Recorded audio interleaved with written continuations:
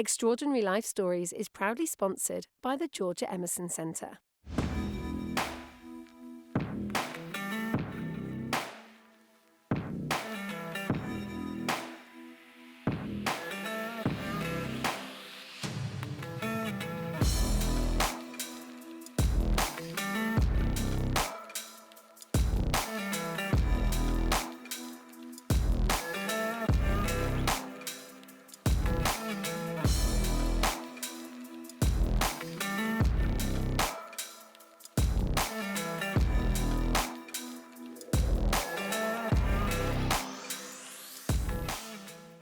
On this episode of Extraordinary Lives, I'm talking to Peter Andre.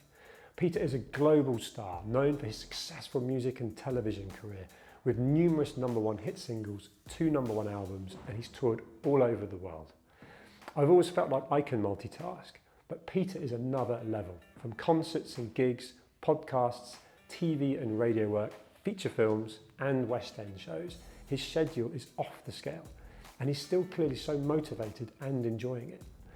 I'm really interested to hear how he keeps motivated and has managed to stay so current and relevant and more popular than ever. Mysterious Girl was a massive hit amongst others in the mid-90s, and his video for the song showed his ripped physique. He's still ripped now at 50, so I'm really interested to know what Pete does to keep physically in shape as well as mentally fit. Welcome. Thank you, mate. It's good to see you, actually. You too. I saw the interview you did with Claire, and it was really nice, actually. Thank you for joining me today. Yeah, thank you, mate. Tell me, who is Peter Andre? Well, my actual last name is Andrea, as in, the best way to explain it to someone is Andrea Bocelli, because it sounds cooler when you say it like that. But at school in Australia, because my dad didn't put a thing on the E, so everyone used to call me Peter Andrea. So it was a shocker. Got picked on so much at school for other things, but that as well. And so when I went on a talent show, New Faces, which was the show that I got signed up on, in rehearsal, he kept saying, coming up next, Peter Andrea. And I thought, I can't have this, I can't. So I was really embarrassed, but I'd go up and say, is it okay if you just say Andrea? Yeah, no worries, next rehearsal, Peter Andrea. So then I said, look, can you take the A off? And then when you say Andre, just if you remember the A at the end, just say Andre, right? Anyway, he's on the night, he went, in rehearsal he got it right, the last rehearsal, Peter Andrea. And then on the night he went Peter Andre, and that was it. Nailed it. And the judge on the show offered me a recording deal live on TV, which is the first time it had ever happened on Aussie TV. Well, awesome. As far as I know. Someone might correct me, but yeah, and that's how that name was born. Yeah, that was your break as well, right? Remind me how old you were at that point. 16. Cool. And that launched a music career that we've all now heard all through the 90s. Yeah, so what I did was, I started off in 1990 I got signed up, but before that, I was 16 in 1990. Before that, I was entering talent competitions, and I wouldn't even get a looking because we were in a blonde-haired, blue-eyed, beautiful Aussie Gold Coast, all the surfers. And here I was, this Greek kid, curly hair, big nose, English accent because I was born in England. So I'd moved out there when I was 6 or 7. So by the time I was 13, I still had quite an English accent. And I remember I'd enter competitions and the judge would be like, yeah, right, who's next? And I'd come out and I'd say, hi, my name's Peter Andrea. He'd say, yeah, what are you singing? And I'd say, already I could tell they weren't interested. And I'd say, Stand By Me, Benny King, and he'd be like, right, next, and that was it. You just get ushered out. So I entered loads, and then eventually there was a talent show on TV called New Faces, and I thought, I'll go on national TV and get humiliated that way. Why not? I thought the worst that can happen is they say I'm terrible, and that's it. The best that could happen is if I do a good enough performance, I'll have it on VHS. VHS, of course, was the thing back then. Then I could send it. Yeah, then I could send it off to record companies or send it off to people to get work. But it just so happened that night that the judge on the show was Australia's biggest music guru. I guess you could kind of say like Simon Cowell here, but he was also a journalist, so he also interviewed all the stars. So he was a very loved person. His name's Ian Molly Meldrum, and he was a judge that night. And so not only I won, but I got offered a recording deal live on TV, and they got my name Awesome. to a way that would work. So then I toured with Madonna and I toured with Bobby Brown, and all of that in Australia, toured big arenas, stadiums, before I even came to England, before Mysterious Girl, 5 years before Mysterious Girl. That's awesome. And what's amazing for me, right, is you're 50 now. Is that right? And you're still performing all the time. Gigs, Carfest last weekend to tens of thousands of people. How have you stayed so current? How have you kept on trend? Well, I always believe there's many factors to staying, I don't know if the word relevant is correct, because that sounds a bit big-headed, but, you know, I think management is a very key part. You know, Claire, who you've interviewed, I've been with Claire for nearly 30 years now. And the first manager in Australia, Molly Meldrum, when I left Australia and came to England, I met Claire and she offered to manage me in the UK, and I rang him and I said, look, there's a lady here that wants to manage me. Will you let me do it? And he said, yeah, go for it. And he could have said no. Yeah. You know, he could have said, get back to Australia and stop mucking about.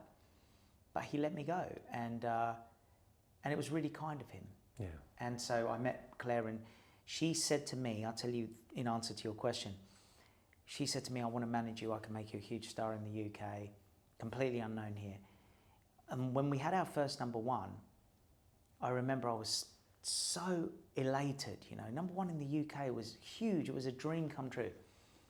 What was even more interesting was she turned around and said, right, now we're going to get you into presenting. And I said, why would I want to go into presenting? You know, I'm having #1 records.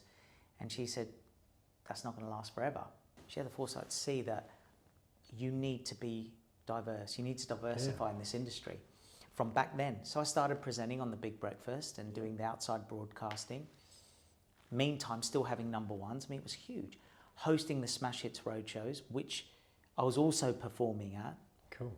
You know, introducing all these bands, and I think that's part of the key, is being able to diversify and be able to do different things. Yeah, you're incredibly good at that. You know, in terms of reading and kind of researching before we talk today, let alone just everything that my kids talk to me about you or what I already know. You're so multifaceted. There seems to be so many things that you have either tried your hand at or are currently doing. Even after this program, you're going off to Greece, the musical in the West End. Yeah. And yet you're sitting here concentrating in an interview. Goodness knows what you've done this morning. Unfortunately, not going to Greece, the country. That would be really nice. Yeah. For me, I'm not going to lie. I'd you. join you. Just got better. You've been to Ibiza recently. You've True. had your... No, True. I'm just joking. Your turn. Well, yeah, I do try my hands a lot. I can't leave a stone unturned. I can't. I remember saying to my dad at 13, when I'm going to make it in Australia. This is before I even got signed. This is way before, when I was getting rejected in talent competitions. I said, I'm going to make it in Australia. Then I'm going to go to the UK and I'm going to make it in the UK. And then one day I'm going to sell out Wembley Arena. Now, Wembley Arena in the 90s was like the O2 Arena now. Yeah. It was the place. And my dad's like thinking, yeah, all right, son, whatever. And then I said, and when I get to my 40s, I'm going to go into film. He's going, just go upstairs and do your homework, whatever. Well, it did happen in Australia. It happened in England. 10 years later, I sold out Wembley Arena, which was huge. And then in my 40s, albeit late 40s, at 47, I did my first short film in America, and it got nominated for 3 awards in LA, in Hollywood. One was for Best Actor in a Short Film, which was amazing. Awesome. But Billy Zane won, which rightfully so. Billy Zane's a great actor. And then I did some more short films, and now I've just done my first feature film. Awesome. What's it and called? that's not out until, well, it's still in edit at the moment, but it's called Jafaican. Okay. Jafaican basically is a fake Jamaican. But what it's about is a guy that's trying to pull off the ultimate heist. You know, he's got to go to Jamaica and get this money and get out of there before they kill him, basically. Right. And it's all because he wants to help his nan in the UK who's in a care home and he can't afford to keep her in there. And because there's a reason why he goes to Jamaica. Something happens in order for him to go there and try and extract this money. You know, it's a really good twist. Yeah. And of course, he's never going to get... When's it out? When does it come out? I don't know, it's still in edit at the moment, but it's a really good, fun comedy. It's brilliant, and I can't wait. And it's, you know, it's my first proper feature film. Yeah, and first of many? Exactly, you can feel the 100%. excitement. It's where I want to go. It's where I want to go. Yeah. And doing things like Grease in the West End, where you're acting, and it's all part of it, I think. Totally. And something like Grease, the musical, West End, great big audience, let alone the tens of thousands of people at Wembley and so on, that would make me nervous, right? Have you had pre-performance nerves? Do you still get pre-performance nerves? Yeah, I do. I think pre-performance nerves are natural. I think they're really good. And all the people that I loved growing up, everyone from Frank Sinatra to Michael Jackson to Prince to Sammy Davis Jr. Yeah. I remember seeing them in interviews, and they all said, if you don't get nervous before you go on stage, they said that it's not only natural, but it's really important because it gives you the adrenaline to give a great performance. Obviously, you can go on with confidence, but you're always going to have slight nerves. I love performing. The only thing I find difficult is if I'm on live television. So I love doing concerts, love it. Everything's live musicians. You've got the atmosphere of the crowd. Feel the vibe from the people, right? But when you're doing a live TV and that red dot is on the camera, and you've got to sing live and it's really quiet and every little thing is heard, I find that really, really, really scary. Have you got like a coping mechanism that what would prepare you for that? Because that's obviously the one thing you still find nerve-wracking. What do you do to prepare for that? I just try and reassure myself that I think it stems from being a kid, where you get rejection, so you automatically think it's going to go wrong. Sure. And I think it's just about, having a word with yourself over and over again. It doesn't take the fear away, but it somehow takes the edge off. But you're almost turning the fear into excitement, and there's a very fine line between certain fear, not the fear of a tiger running at you, but actually I'm here because I want to be. Turn it into positive. Yeah, and it's I think it's humbling to be scared, and I think it's you don't want to go out there being so cocky. It can work for some people, but for me, I think I was cocky once on. On T4 at the T4 on the beach, and it was a big comeback performance, and the crowd were amazing, and I was feeling great, and it was an album that was double platinum, called Revelation, the album. Went out and performed the song, live band, got cocky, went to take my jacket off, so I wasn't concentrating, fell off the stairs. Oh no. Yeah, and of course it was hilarious because I came up and my sunglasses were like that. Yeah. I dropped my in-ear that I had. So an in-ear, for people that don't know, it's like a monitor within your ear so that you can hear everything in real time. Because when you're on these big stages, if you go down the front, sometimes there's a delay from what they're hearing and what is on the stage. So not only I got up, my glasses were disheveled, I'm trying to be cool, my in-ear's fallen out, now it's delayed, and instead of me stopping singing, because you want to prove you're singing live, I'm carrying on, but it's delayed. It was a nightmare, but it was humbling. Yeah. Again, it's humbling. It's all part of your Not something I want to do again. No, but it's interesting because just touching on nerves, ultimate anxiety, mental health's been talked about a huge amount more now, which is a good thing, especially as men. In the time that you grew up, I grew up, you kind of kept things in, didn't necessarily share how you were feeling, whereas now that seems to be opening up. How do you feel about that? Yeah, I think mental health is such an important subject to be talked about. I think, yes, in the 90s it was difficult. You kind of felt it was quite taboo. And I agree with that. I remember you go and see a doctor and he'll say, oh, I don't know, you need to go and maybe check in a clinic, or you think there's something really wrong with you, when all you might be having is anxiety. You might be having intrusive thoughts, you might be having social phobia. Yeah. It could be any of those, but because you don't know what it is, you think there's something wrong with you. One of the things doctors used to say back then as well was, look, you can't cure it, but you learn to live with it. Now that is a hard thing to take.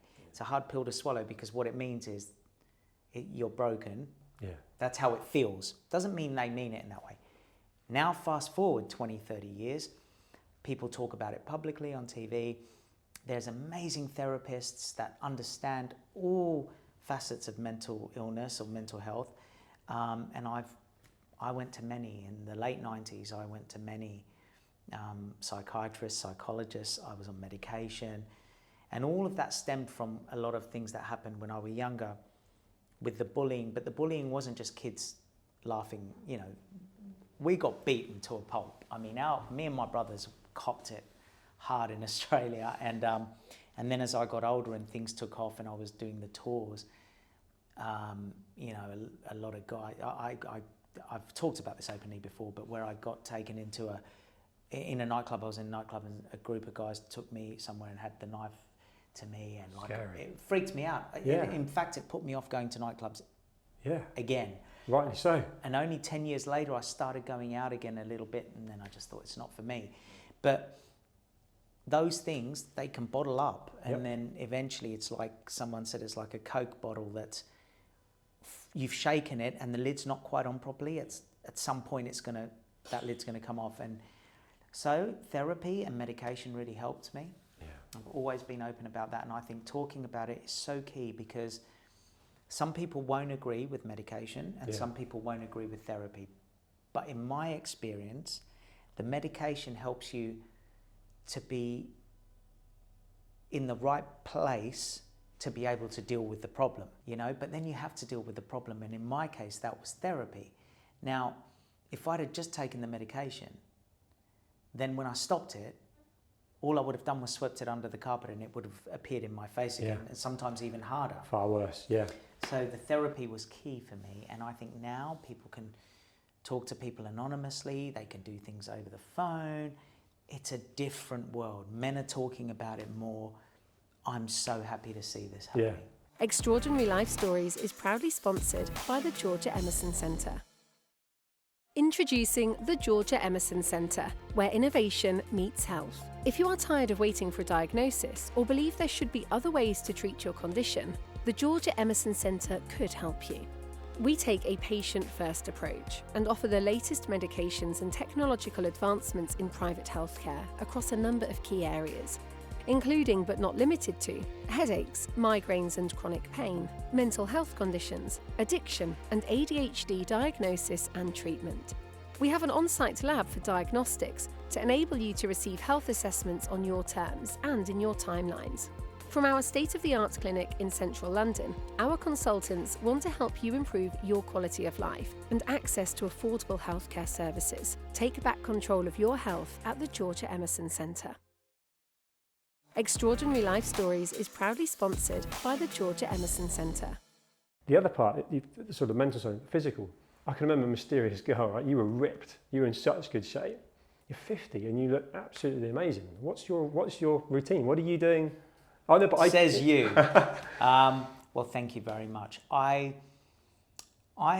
Exercise has been a big part of my life, and I actually, going back to mental health, I think that's one of the greatest things that I could ever do to keep me feeling happy and to keep me feeling positive. But the difference is, in the 90s, I used to train to look good. Okay. Now I train to feel good, and there is a huge difference.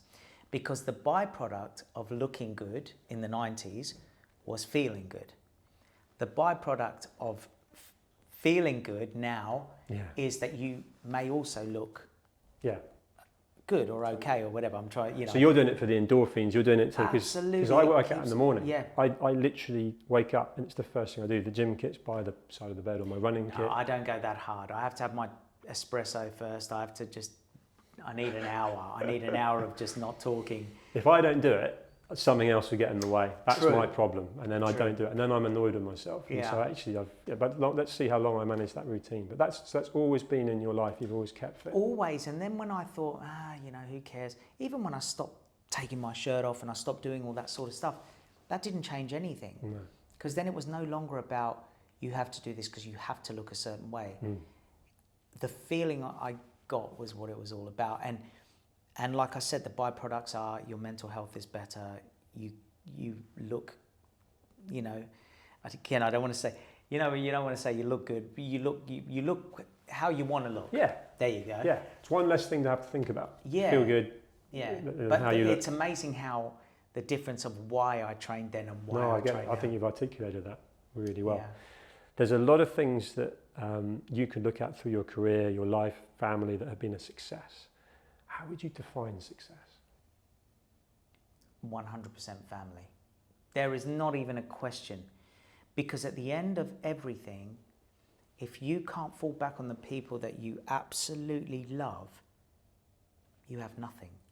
I've seen people that are billionaires that are unhappy. Yeah. I've seen it. I've seen them wanting and not feeling satisfied. But I've also seen very wealthy people that are happy, Yeah. because they've got the network around them. Yeah.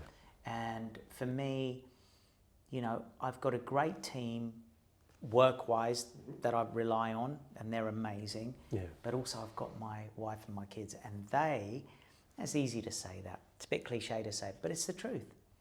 Now, I know. I can feel it from you, 100%. Yeah, well, you know that when all this is over, which of course it's going to be one day, you can't do things forever unless you're Michael Douglas, who was still doing films when he was 100 Well, years you're old. doing a good job right now. I feel good. Yeah, well, I'm only halfway there though, so you know, I've still got. I'm on my second half of the century now. So, but yeah, I feel I'm going to keep going while I've got the energy and while I want to do it. But then, when that's gone, what then? Yeah, or if something stopped you now, Yeah. actually, that's a massive fallback. I need that. Family is everything. I love that. I love that. I remember reading somewhere recently and listening as well that your father helped you with property. Yeah. Obviously, I've done a lot of property development, investment, and I thought that was, one, what a legend. He saved some of your royalties, bought some properties or a property. I'd love to hear more on that. So, and I want to know as well whether you're going to instill that into your kids. 100%. So Dad, what happened was, when I took off in the 90s, this was in Australia. So again, most people only remember what happened in the UK, but think 5 years prior to that, Australia was huge. Sure. And I was young. I was stupid. You know, I was partying. I never got into the drug scene. That I'm really happy about. Yeah. You know, yeah, I drank. We used to go out and drink. I think back then, really, it was more about drinking than anything else. Yeah. So you go out and party. I remember doing that. I remember not really caring, spending money, taking my friends on holidays, you know, paying for everything, constantly. But it made me happy. None of them asked for it. None of them said, "Can you fly me first class?" But you're enjoying your life as a youngster, No one said being to me, successful. "Can you buy my drinks?" But I wanted to. You know, and I'm still like that now. I love, if we go out for dinner, I don't like anyone else paying. I love doing that sort of stuff. But the problem was I was spending more than I was earning, and I was earning a lot. And one day when I had that breakdown, when I went back to Australia and I stepped away in 1998 because I was getting this thing that I now know is brain fog, but I couldn't understand it then. And I said to Claire, I just need a break. And this was at the peak. You know, I'm working with Diane Warren, who wrote for Aerosmith, and you know, big songwriters, working with the Fugees, working with Coolio at the time, who was they were huge though, yeah. Montel Jordan, even Jay-Z was in the studio on one of the sessions, although I didn't work with him, which I wish I did, but he was there, you know, and here I was surrounded by all this. It was at the peak, you know, touring, but something wasn't right, and I needed a break. When I went back, and before I had that breakdown, things weren't feeling right, I opened up to Dad and I said, "Look, you know, I don't have anything." And Dad went, "Well, you know, son, you're going to learn." Instead of telling me, he wanted me to understand the seriousness of the situation. This was about 1998, and this is about 6 years before the jungle even. And then a few days later, he said to me, "You have got something, you've got a lot." But, and he saved me, I mean, a lot. So I was earning a lot because I was touring, you know, you don't think as a kid. He said, "You can't have it." He said, "I'm putting it in properties and you're going to learn to live simply." So I was, without again sounding in any way big-headed, I was wealthy in the sense that I had properties. You know, if I sold all my properties, I could have retired then in 1998. But what I didn't have was cash. So, and Dad did that on purpose because he said, "Now when you earn, you're going to save." So I started getting into property from then. It's awesome. And I'm very grateful, you know, got property in Cyprus, properties in Australia, properties in England, and So you've got a nice diverse portfolio. Yeah, and that really started from Dad. And he kept telling me, invest. But Dad was right, because if at the start he didn't let me spend anything, I would have been going, oh, well, you know. Yeah. So when Junior started and he got his deal with Columbia Records, I didn't want to tell him what to do. I said, be careful, but I didn't want to be involved because I didn't want him to say, oh, you know, Dad controls. Yeah. I just didn't want that.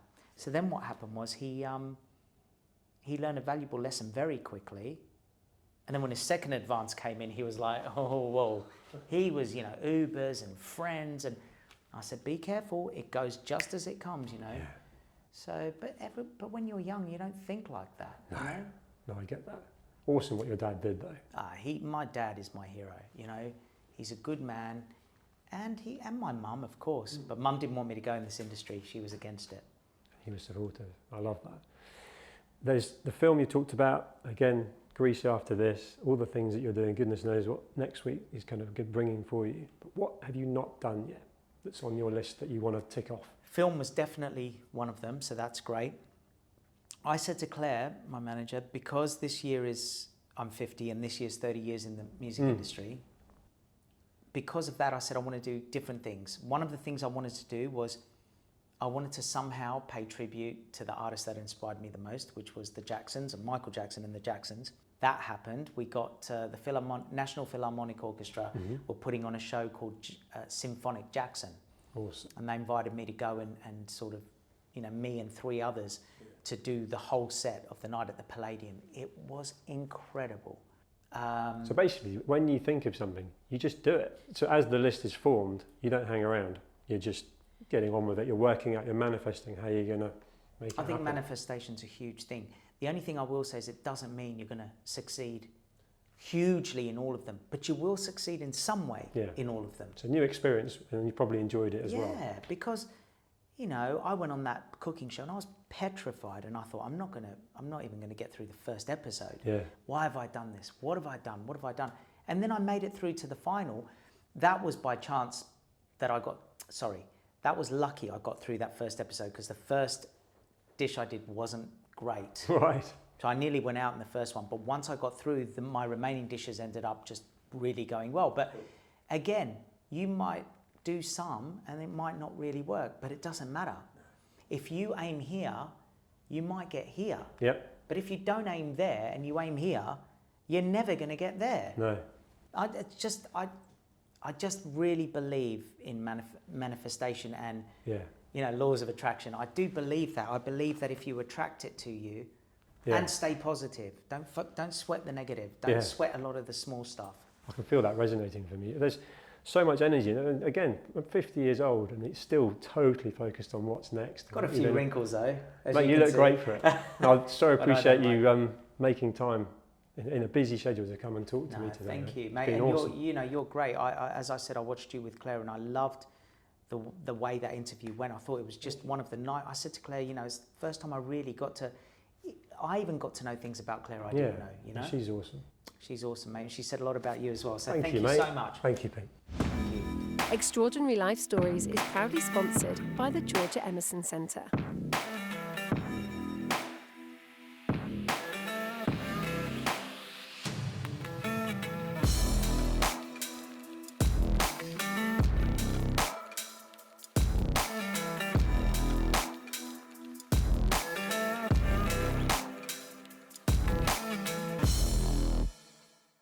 Introducing the Georgia Emerson Centre, where innovation meets health. If you are tired of waiting for a diagnosis or believe there should be other ways to treat your condition, the Georgia Emerson Centre could help you.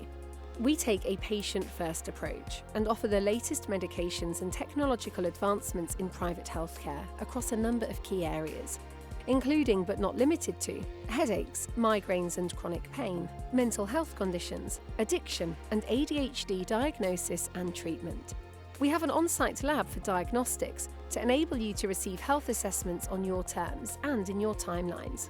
From our state-of-the-art clinic in central London, our consultants want to help you improve your quality of life and access to affordable healthcare services. Take back control of your health at the Georgia Emerson Centre.